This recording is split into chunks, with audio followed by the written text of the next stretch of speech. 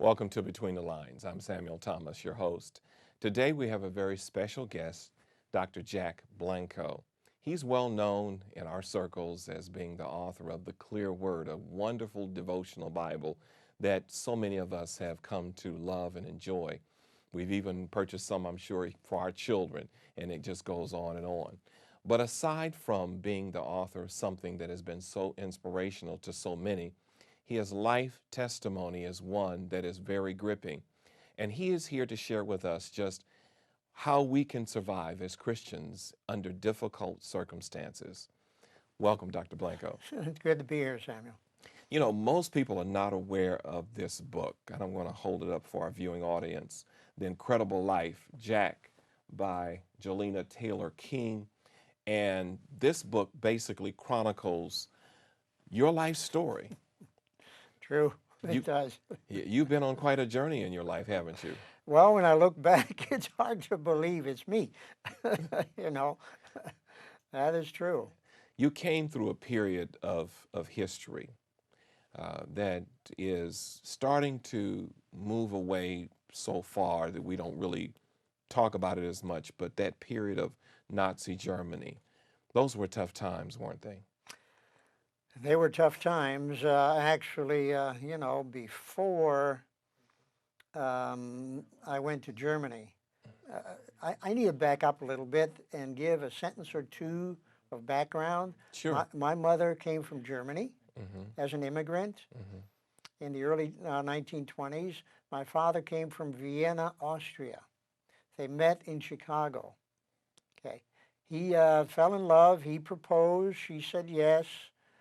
And then before I was born and before they were married, they were planning the wedding. Everything was fine. I was on the way. And my mother called his apartment one day, no answer. So next day, called again, no answer. Called again the next day, no answer. So she went over there and he was gone. She talked to the landlady. Where did he go? The apartment was empty. The furniture was gone. Did he leave a forwarding address? No, nothing. Just vanished.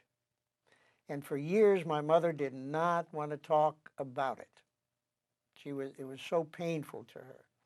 Well, she was an immigrant and she had to work in the sweatshops in Chicago, and bakery 10, 12 hours a day. And so what do you do with this little preemie, 4.5 pounds? So she had to find babysitters, and I don't want to spend a lot of time on that, but the babysitters were not very kind. They were abusive. Finally, after a few years, when I got to be about 5 or 6, an aunt felt sorry for us, my mother and me, and took us in. And that was a little better. I grew up a Catholic. I went to the Catholic parochial school. And if there's one thing I remember about the Catholic parochial school is the kindness of the nuns. It seemed like they were all Mother Teresa's. Did any of your children didn't have breakfast this morning or whatever? Raise your hand, come with me, take us to the kitchen, give us breakfast. I have some wonderful memories. Then when I was approximately 10, my mother said, let's go back to Germany. She had accumulated vacation time. Let's go back to Germany. She hadn't seen her folks for 17 years. And, she wanted my grandfather to meet his grandson, meet me. So we got on a boat and went to Germany. And my grandfather had a farm, and I loved the farm. I mean, the sun was shining, It was not all these tenement buildings in Chicago. The sun was shining, the animals were there, and I really enjoyed it. And after about 3 or 4 weeks, it was time for my mother to come back home. So my grandfather said, this little kid needs some muscles, and he needs some sunshine. He loves the farm. Why don't you let him stay here a year, and then he can go back?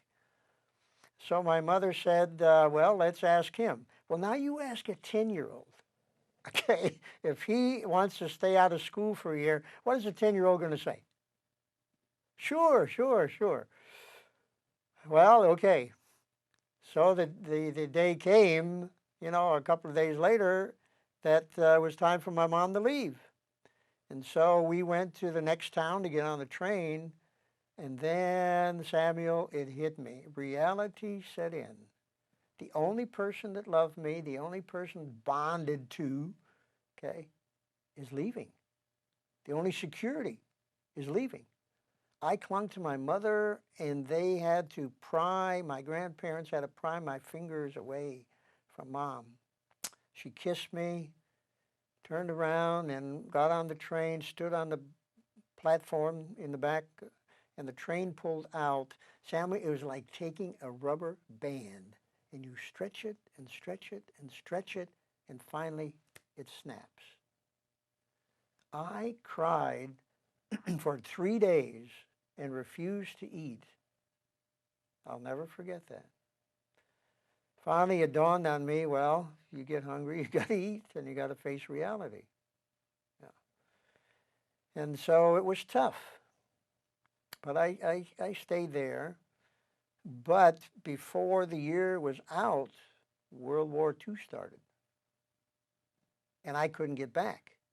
Some people were leaving Germany and going down to Portugal, catching ships to different parts of the world. But my grandfather had opposed Hitler coming to power. So he didn't dare do a thing that would cause any suspicion. So he did nothing. And so I was stuck. So even though your grandfather had nothing to do with religion, faith, just politically opposing Hitler was enough to tag him. Put him in jail. He spent some time in prison.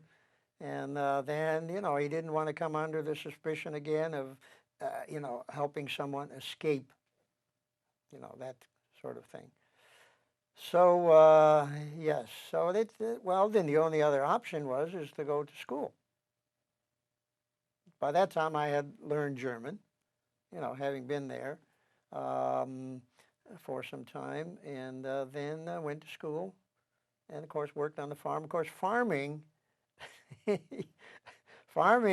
there in those days, it was like farming in the days of Abraham Lincoln. I mean, it was, hands-on survival farming, hard work, I want to tell you. Yeah. And there was no time to play after school. I remember, one time I came home from school a little late. My grandfather said, where were you? Well, I said I was playing a little soccer with the boys. He said, next time after school, we've got work to do, okay? You come home.